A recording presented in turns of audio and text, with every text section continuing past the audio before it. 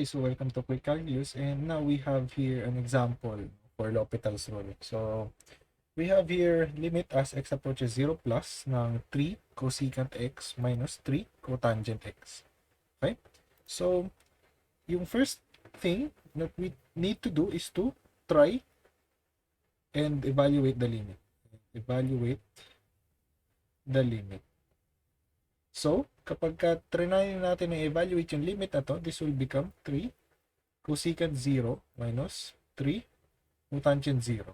Okay? And this is approaching infinity minus infinity. And this is the indeterminate form. Okay?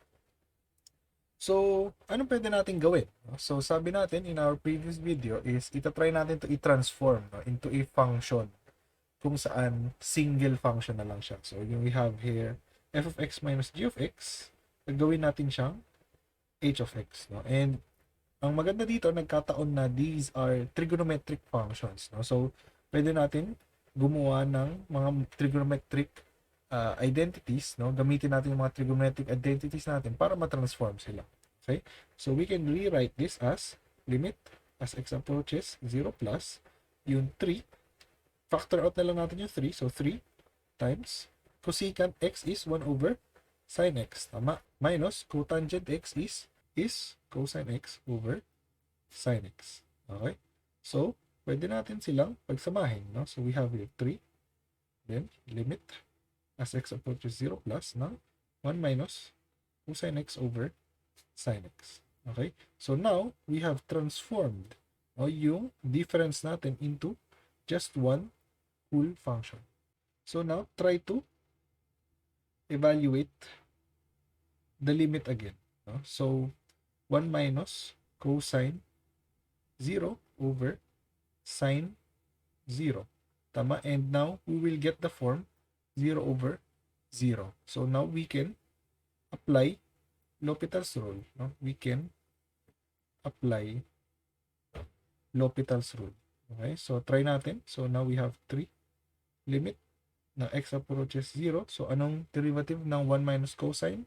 So, this is negative ng negative sin x. All over, derivative ng sin x is cosine x. Okay? So, this will now become just the limit as x approaches 0 ng sin x over cosine x. Okay? So, times 3. And now, we can try to evaluate limit again. So, this will become 3 times sine 0 over cosine 0. So, alam natin, sine 0 is 0, cosine 0 is 1. So, this will be just 3 times 0 or just 0. Okay?